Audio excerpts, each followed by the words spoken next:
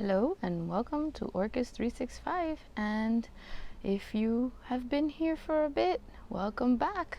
So as spring has sprung, I have quite a lot of repotting to do for the sake of the orchids, but this is a special one because I don't know if you remember, I posted a blooming spotlight and I thought I owned the pot Dick Smith Paradise. It was Dick Smith Paradise and it was mislabeled. Well, one of my followers, and I believe she's here on YouTube too, Grismelda from Instagram, told me she had 2 seedlings and she wanted a home for her other seedling because she didn't need duplicate orchids, and she was so kind, and she mailed me this beautiful baby. And she's an indoor grower. She uses lecca and lava, and this baby came healthy because she mailed it out on a Friday. It did not arrive till Wednesday. She packaged it with so much care. She even added her little tag. It was so kind.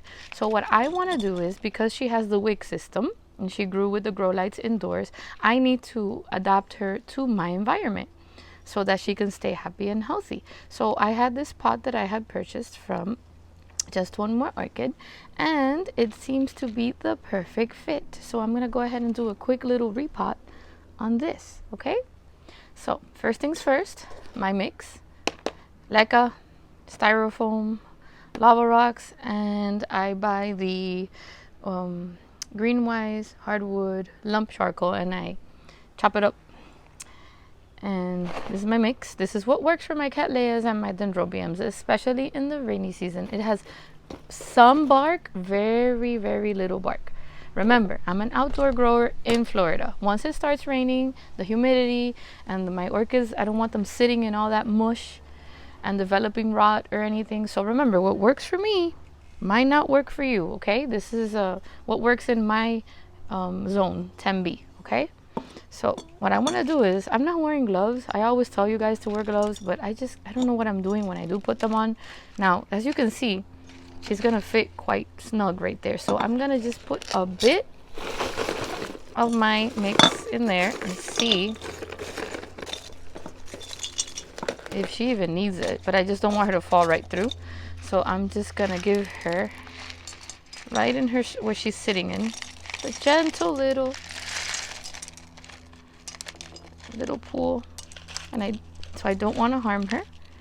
There you go. She was sitting in a bit of moisture, so I'm kind of glad I'm doing this. See, she needs help with the root system. While she was looking quite happy at top, it could have been in the mail, it could have been, see. So I'm going to go ahead and give her a wash now and spray some of the seaweed on there to help her acclimate. I still have hope. She's still looking green, but as you can see there, she probably had been sitting in a little too much moisture. Kind of hard to tell when you have her sitting in the lecca and the lava. That's the tricky part. See? So I'm gonna go ahead and see if I need probably to trim these off, give her a wash, and hop on here and finish the repot. Okay, I'm back. I've washed her down real good, cleaned her up, gave her a good spray of my fertilizer and my seaweed. Now, when you inspect these roots and you're gonna trim, you need to be very careful, because see, I'm not gonna cut that off. There's a new growth attempting there. So what I'm gonna do, this one is the one that's already hanging by just a string and there's nothing.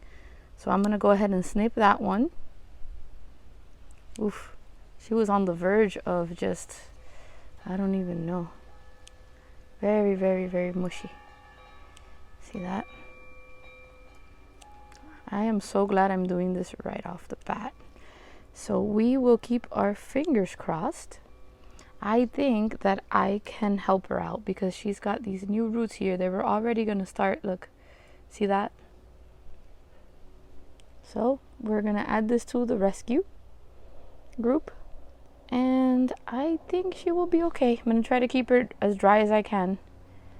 See if this makes it. So if I put her right about here, see that? Maybe she will sit too low. Maybe I'll lift her a little bit more. So let's put some more of my mix in there. thing about this mix, it does not retain moisture. Not a lot of bark in there. Should do her good. I think she sits a little bit better here. So I'm gonna go ahead and fill her just a little bit because I want to make sure that I can keep an eye on how it's doing. So I'm just gonna pick by hand because I need to make sure she doesn't fall out or squirrel doesn't knock her over. Let me get a little bit of lecca in there.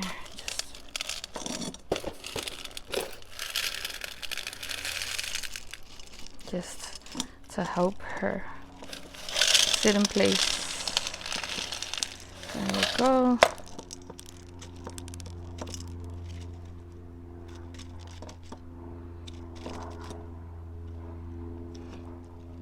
See that? I can keep an eye on those roots, but I need to make sure that she's not going anywhere. So I need to keep on. And I think little lava rocks will help hold her in place.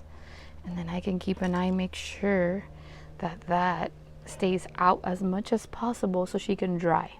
So now she's definitely not going to get any water. I am going to try my best to get her roots going. And the good thing about this pot, it is so breathable, so well done. As everything that I have purchased from Just One More Orchid. It's amazing. And once those roots start growing, I'll be able to see them. So thank you guys for joining me for this quick little repot. I will be doing a lot of repotting. So if you'd like for me to share them, please let me know. I have Cattleyas that have grown out of control. Scary little removals that I need to do. So I'll share it with you guys so we can learn together. And happy growing, stay safe, and wish me luck, guys. Bye.